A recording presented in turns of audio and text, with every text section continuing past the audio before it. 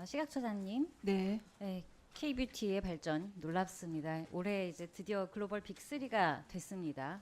다들 수고 많으셨는데요. 식약처의 권위가 우리 K뷰티 화장품 영역에 있어서 침해되는 사례가 발생하고 있어서 이용자와 또 국민 안전에 위협을 초래하고 있어서 저희가 질문을 드리려고 합니다. 식약처에서 공식적으로 인증하거나 지정한 화장품 인체 시험 기관이 있나요?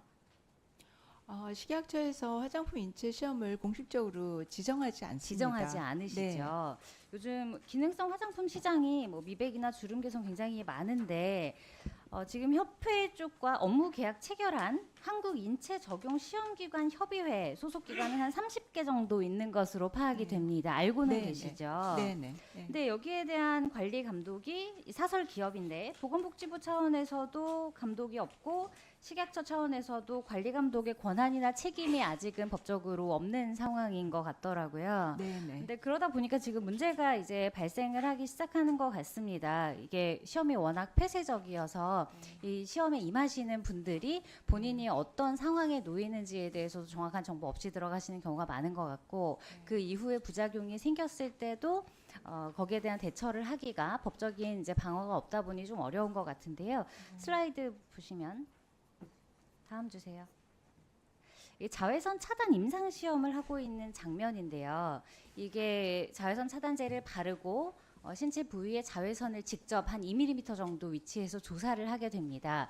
그렇게 되면 그게 바른 부위와 바르지 않은 부위에서 어떠한 변화를 보이는가 이런 거를 보는 건데 이게 정해진 프로토콜도 없고 이 기기에 대한 것도 이 시험 과정에 대한 것도 피험자 관리에 대한 것도 아무것도 없다 보니까 실제로 이 시험에 임하게 되시는 분들이 어느 정도는 위험에 노출되거나 혹은 이후에 부작용을 겪게 되는 경우 그리고 시험 과정 자체가 과학적 객관적이지 않음으로써 제품의 유효성이나 인증하는 과정에서 문제가 발생하는 부분 이런 게 있을 수가 있고요. 다음 보시면 요즘 워낙 디바이스들이 많이 개발이 되다 보니까 의료기기까지 가지 않고 이를테면 고압 분사 미용기기 이런 형태로 해서 앰플을 주입해서 이것도 다 임상시험을 거치고 출시가 되는데 그런 과정에서 부작용이 생긴다거나 이외에도 사실 굉장히 많습니다. 여기 굉장히 충격적인 거는 예를 들면 보습제를 시험을 하는데 하나의 제품은 이쪽 오른쪽 뺨에 왼쪽 뺨에 이마에 이런 식으로 한 명이 여러 부위에 한다던가 아니면 한 번, 두 번 해서 원하는 결과가 나오지 않을 때는 이것을 무한정 반복해서 원하는 결과값이 나올 때까지 한다던가 이런 부분이 발생하고 있는 것으로 저희가 확인을 했는데요. 이런 식의 다중임상이라던가 사실상 이건 연구윤리 위반이기도 하고 결과 조작에 해당하는 거거든요.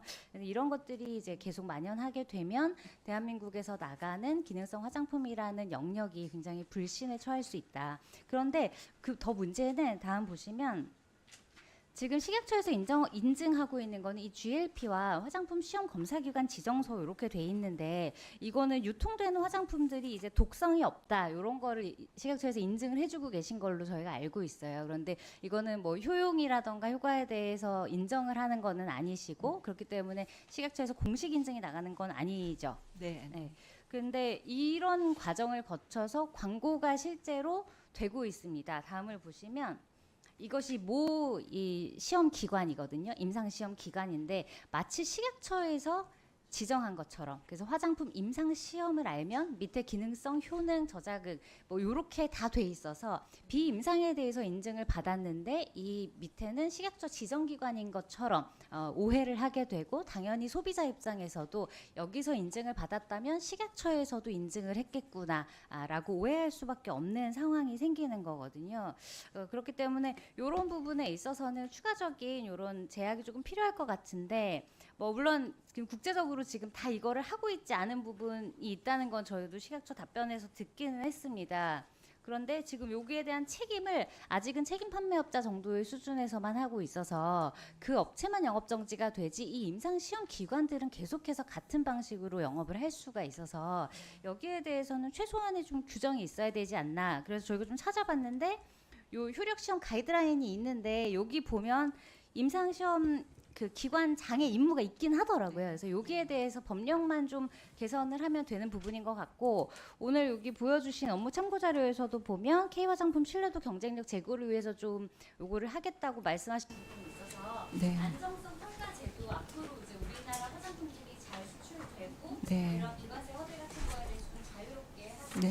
나가는 거 들어오는 거 다 우리나라 좀 더 유리하게 할 네. 네. 네. 예. 여기에 대한 개선 방안을 좀 같이 마련할 수 있을까요?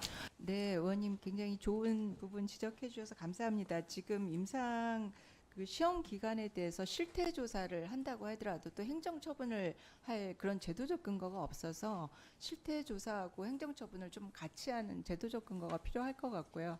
그다음에 그 임상 기관에서 하다가 이제 부작용을 식약처로 직접 보고를 하게 한다든가 그런 것들에 대해서 좀 더 제도 개선할 부분들이 많은 것 같습니다. 의원님께서 도와주시면 좀 더 노력해서 좀 더 개선하도록 하겠습니다. 네.